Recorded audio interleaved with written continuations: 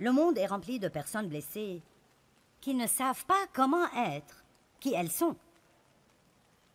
Elles n'agissent pas comme elles-mêmes parce qu'elles pensent que les personnes qu'elles sont ne valent rien du tout.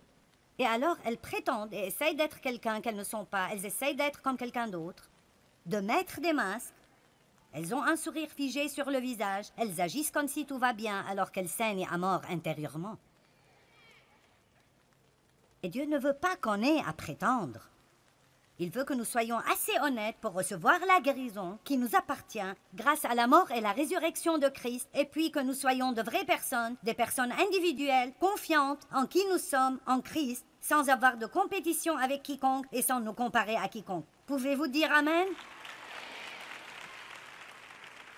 Maintenant,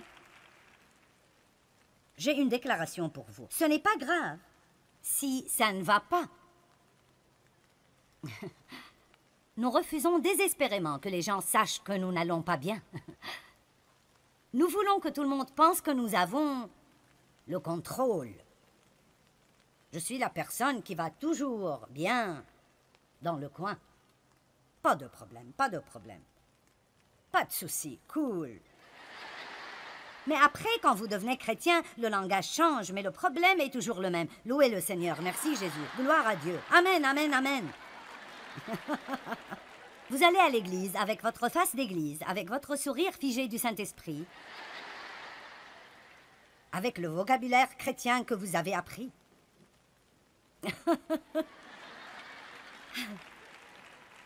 Dave et moi, nous nous disputions en allant à l'église et à l'entrée louer le Seigneur. Gloire à Dieu, merci Jésus, amen, amen. Au retour, nous nous disputions jusqu'à la maison. Je me mettais en colère contre lui parce qu'il voulait regarder du foot, et puis j'allais à la salle de bain et je pleurais toute la journée. Passais la journée à être déprimée. Faisais cela toute la semaine, et puis allais à l'église la semaine suivante, louer le Seigneur, gloire à Dieu. Allez, est-ce que quelqu'un passe par cela? D'accord. Mais je vous le dis, le Saint-Esprit veut détruire cela. Laissez-le détruire cela avant que vous ne soyez détruits. Et puis laissez-le reconstruire pour que tout soit en ordre. Vous ne pouvez pas recevoir d'aide de Dieu si vous n'admettez pas que vous avez besoin d'aide. Alors la première chose que nous devons faire est d'aller à Dieu et de lui dire « Je t'aime Seigneur, j'apprécie mon salut, mais je suis une épave. Et je veux de la vérité. Je ne veux pas vivre dans la déception. Voici une autre prière à prier tous les jours. Dieu, ouvre mes yeux dans toute région où je suis trompée et enseigne-moi la vérité. » Nous parlerons un peu plus à propos de la déception dans l'un des autres messages parce que nous sommes si trompés dans tant de domaines et nous pensons que tous les autres ont un problème. C'est ta faute si je ne suis pas heureux, c'est ta faute. Et si tu avais fait ça, alors je n'aurais pas eu ce problème. Psaume 109, 22, regardons combien David a été honnête. Je suis malheureux et indigent, et mon cœur est blessé au-dedans de moi. Je vous le dis, le psalmiste David était étonnamment réel avec Dieu. Comme vous lisez les psaumes, vous verrez qu'il ne jouait pas de jeu de prétention. Laissez-moi vous le dire encore, ce n'est pas grave si ça ne va pas. Si vous n'allez pas bien, vous n'avez pas à prétendre que vous allez bien. Vous pouvez dire, j'ai besoin d'aide. J'ai besoin de l'aide de Dieu. Jacques 5, 16. Confessez donc vos fautes l'un à l'autre, afin que vous soyez guéris et restaurés spirituellement dans votre âme. Nous savons que nous pouvons confesser nos péchés à Dieu et que notre pardon vient de lui. Mais c'est bien parfois de juste parler à quelqu'un et faire sortir certaines choses de vous. Le problème que nous avons aujourd'hui est que la loyauté et l'honneur ont été abandonnés et que l'intégrité est un mot que beaucoup de jeunes personnes ne comprennent pas. Plusieurs personnes trouvent que c'est difficile de trouver quelqu'un à qui elles peuvent parler et avoir confiance qu'ils vont garder leur secret. Mais il y en a encore.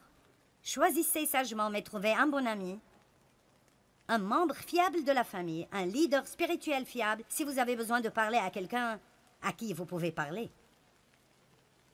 Je n'encourage personne à aller se faire suivre pendant 20 ans, mais si vous en avez besoin, ils sont tenus par la loi de ne pas divulguer vos secrets. Parfois, nous avons besoin de nous lâcher et de laisser tout ça sortir pendant des années et des années. Je veux dire que j'avais la vingtaine avant de dire à quiconque ce qui m'était arrivé. C'est dramatique de vivre avec un tel secret pendant tant d'années. Pourquoi n'ai-je dit à personne? J'avais peur de ce qu'on penserait de moi. J'avais peur que mon père découvre que j'ai dit à quelqu'un. J'avais peur que ma mère découvre que j'ai dit à quelqu'un. Et Satan veut que nous vivions dans la peur. Il veut pratiquement que nous ruinions nos vies et puis nous faire avoir peur que quelqu'un découvre un jour. Peut-être que tu étais dans la prostitution et maintenant tu as peur que quelqu'un découvre, quoi que soit votre cas. Les secrets enterrés vivants ne meurent jamais. Ils continuent à nous détruire. Et il y a de la valeur dans ce « confessez donc vos fautes l'un à l'autre » afin que vous soyez guéris. Parfois, si vous avez quelque chose qui vous dérange, l'ennemi vous attaque et vous ne pouvez juste pas dépasser cela. Je me souviens qu'une fois, j'avais un vrai problème de jalousie envers quelqu'un et je ne voulais pas ressentir cela. C'était stupide, mais j'ai vraiment ressenti cela. Et j'ai juste senti que le Seigneur me disait que je devais aller et dire à Dave et lui demander de prier pour moi. Eh bien, c'est humiliant parfois de devoir dire à quelqu'un par quoi vous passez ou ce que vous avez fait. Mais c'est dans cet acte même d'humilité que nous recevons l'aide de Dieu. Dieu aide les humbles. Dieu aide ceux qui sont prêts à dire « j'ai besoin d'aide ». Ne restez pas dans l'obscurité, seul. Ce qui est ramené dans la lumière est exposé. Souvent, quand nous avons des problèmes et nous avons mal, nous blâmons quelqu'un d'autre. C'est toujours la faute de quelqu'un d'autre. Ça a commencé dans le jardin, le jeu du blâme. Et ça continue dans la vie de toute personne. Je l'ai fait, je suis sûre que vous le faites. Si je suis en retard pour le travail, c'est la faute de quelqu'un d'autre. Quelqu'un d'autre à la maison aurait dû faire quelque chose qu'il n'a pas fait, que j'ai dû alors faire, ce qui m'a retardé. Allez. Il ne vous vient jamais à l'esprit que peut-être que nous aurions dû nous lever tôt et laisser une petite marche dans notre vie pour que nous puissions nous occuper de certaines des choses inattendues. Alors ne laissez personne vous blâmer pour leurs problèmes et ne blâmez personne pour les vôtres. Vous dites, eh bien, ce n'est pas de ma faute, quelqu'un m'a fait ceci ou m'a fait cela. Eh bien, vous savez, peut-être que la façon dont vous êtes maintenant n'est pas votre faute, mais ne laissez pas cela devenir une excuse pour rester ainsi. Je veux dire, vous savez, quand j'ai commencé à découvrir que Dieu s'occupe de toute ma vie, et ceci n'est pas juste une affaire où je suis sauvée et maintenant je me débrouille jusqu'à ce que j'arrive au ciel et alors je pourrai avoir un peu de joie. J'ai été étonnée quand j'ai découvert que j'avais une telle foi dans mon âme à cause des choses qui me sont arrivées dans mon passé et qu'il y avait une promesse dans la Bible pour couvrir chacune d'entre elles, qu'il n'y avait aucune peine avec laquelle j'étais obligée de vivre, que Dieu s'occupe de tout. Et j'avais besoin de découvrir ce qui était à moi à acheter, réglé et livré par le sang de Christ. Et j'avais besoin de commencer à ouvrir ces paquets et commencer à jouir de la vie que Jésus est mort pour que je l'obtienne. Peut-être que vous ne savez pas cela non plus. Peut-être que quelqu'un vous a traîné ici aujourd'hui. Peut-être qu'ils vous ont nourri et vous ont promis toutes sortes de choses si vous venez. Mais le fait est que vous êtes ici et vous n'êtes pas encore hors du bâtiment. Quand nous commençons une relation avec Christ, il y a un échange divin. Oh, j'aime cela. Il prend les mauvaises choses et nous en donne de bonnes. Je vous donne un exemple. Quand j'ai épousé Dave, je n'avais pas de voiture. Et Dave avait une voiture. Maintenant, dès que j'ai dit oui, j'ai eu une voiture. Qui a compris cela? Vous le comprenez maintenant, n'est-ce pas? Vous comprenez? Quand vous dites « je reçois le Christ », c'est comme si vous disiez oui. Et toute sa bonté vient engloutir votre néant. Mon état de sans voiture a été englouti par une voiture. C'était merveilleux. Tout d'un coup, j'ai eu plein de trucs que je n'avais pas auparavant. C'est une bonne affaire. Jésus nous donne la joie au lieu du deuil, la bonté au lieu des cendres, la louange au lieu de la dépression, le respect pour nous-mêmes au lieu de la honte, le pardon au lieu du blâme, l'espérance au lieu du désespoir, la justice au lieu du remords, et plus, et plus, et plus, et plus. Mais vous ne pouvez pas garder les cendres et avoir la beauté. Maintenant, ça devient sérieux. Vous dites, que veux-tu dire?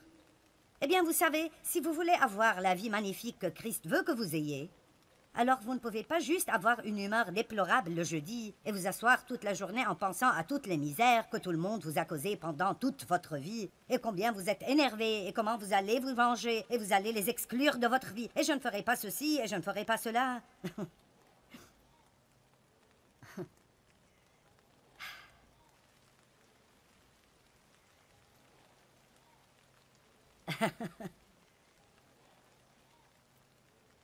Vous devez vous débarrasser de vos cendres. Vous les laissez tomber et vous obtiendrez la beauté. Amen. Mon frère est mort il y a 2 ou 3 ans à cause de l'alcool, de la drogue et de maladies mentales. Et il était 9 ans plus jeune que moi. Il a eu toute opportunité d'avoir une vie magnifique. Il aurait pu être ici dans cette conférence ce soir à travailler avec notre équipe.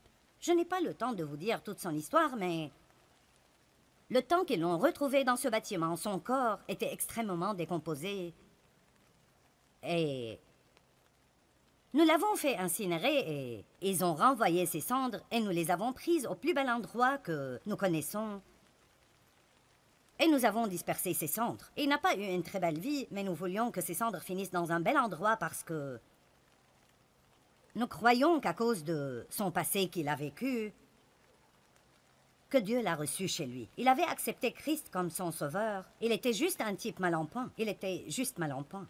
Dieu est extrêmement miséricordieux. Je crois qu'il comprend notre peine et même parfois notre perturbation.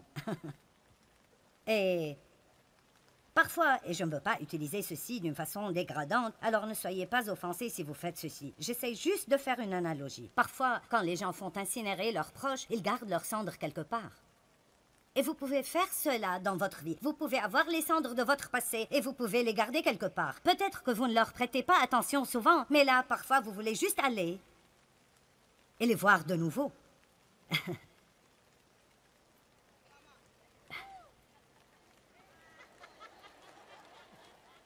Je suggère que vous preniez les cendres de votre passé et que vous les dispersiez quelque part pour qu'ils se transforment en beauté. Amen.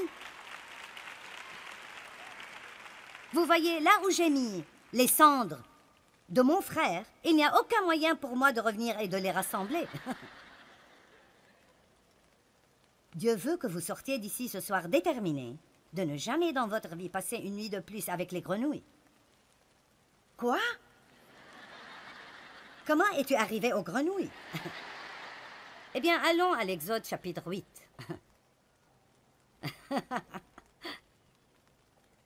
Je vais en fait refaire ce message et l'appeler « Une nuit de plus avec les grenouilles quelque part ».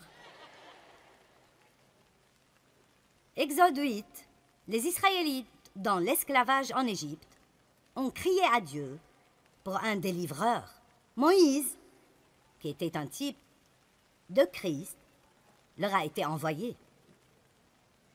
Pharaon, qui représentait le diable, ne voulait pas les libérer. Alors, Dieu a envoyé des plaies, l'une après l'autre, et a dit, « Tu auras une vie misérable jusqu'à ce que tu laisses mon peuple partir. » Eh bien, l'une de ces plaies était les grenouilles. Exode 8:1.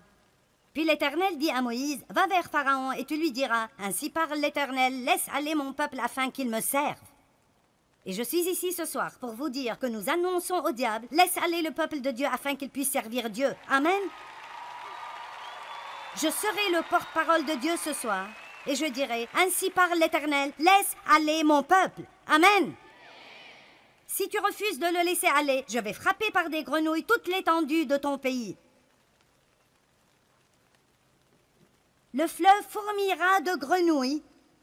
Elles monteront et elles entreront dans ta maison, dans ta chambre à coucher et dans ton lit, dans la maison de tes serviteurs et dans celle de ton peuple, dans tes fours et dans tes pétrins. Dieu peint une image ici, des grenouilles partout. Vous savez, si vous avez de la misère dans votre vie, elle est partout où vous allez. Des grenouilles d'apitoiement, des grenouilles de colère, des grenouilles d'amertume, des grenouilles de haine. Allez, vous me suivez? Des grenouilles. Bon. L'Éternel dit à Moïse, dis à Aaron, étends ta main avec ta verge sur les rivières, sur les ruisseaux et sur les étangs, et fais monter les grenouilles sur le pays d'Égypte. Aaron étendit sa main sur les eaux de l'Égypte, et les grenouilles montèrent et couvrirent le pays. Mais les magiciens en firent autant par leur enchantement et sortilège. Ils firent monter plus de grenouilles. J'ai pensé que ceci est intéressant parce que c'est un peu comme Pharaon. Au lieu de prier, Dieu, je comprends, débarrasse-nous des grenouilles. Il s'est tourné vers des gens pour résoudre le problème et tout ce qu'ils ont fait est d'amener plus de grenouilles. Vous voyez? Quand vous allez chez des gens pour résoudre vos problèmes que seul Dieu peut résoudre, vous ne ferez qu'obtenir plus de grenouilles au-dessus de vos grenouilles.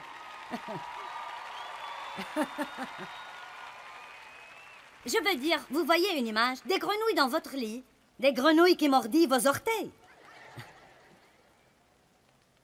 Verset 8. Pharaon appela Moïse et Aaron et dit, « Priez l'Éternel afin qu'il éloigne les grenouilles de moi et de mon peuple, et je laisserai aller le peuple pour qu'il offre des sacrifices à l'Éternel. Préparez-vous. » Et Moïse dit à Pharaon, « Glorifie-toi sur moi. Pour quand prierai-je l'Éternel en ta faveur, en faveur de tes serviteurs et de ton peuple, afin qu'il retire les grenouilles loin de toi et de tes maisons? Il n'en restera que dans le fleuve. » Et Moïse a dit, « Ok, quand est-ce que tu veux que je demande à Dieu de te débarrasser des grenouilles? » Et Pharaon répondit, « Pour demain. » Maintenant, voulez-vous passer une nuit de plus avec les grenouilles? Pourquoi Pharaon voudrait-il passer une nuit de plus avec les grenouilles? Pourquoi n'a-t-il pas dit « Prie maintenant 7 minutes même » Qui dans ce bâtiment ce soir dirait « Pas une seule nuit de plus avec les grenouilles » Vous savez quoi? Demain est probablement le mot le plus dangereux dans la langue française. Demain. Débarrassons-nous des grenouilles demain. Allons au lit avec elles une nuit de plus. Allons, vous me suivez les gars? Quand pardonnerez-vous aux gens qui vous ont blessés? Quand arrêterez-vous de dire c'est trop dur, c'est vraiment trop, ce n'est pas juste? Maintenant. Maintenant. Ceci est le jour que le Seigneur a fait. Vivons-le dans la joie et l'allégresse. Quel est le moment le plus important dans votre vie? Certains diraient le jour où j'ai reçu Christ. Pour certains, c'est peut-être ce soir. Certains diraient quand je me suis mariée, quand j'ai eu mes enfants. Vous auriez tous tort. Le moment le plus important dans votre vie est ce moment maintenant.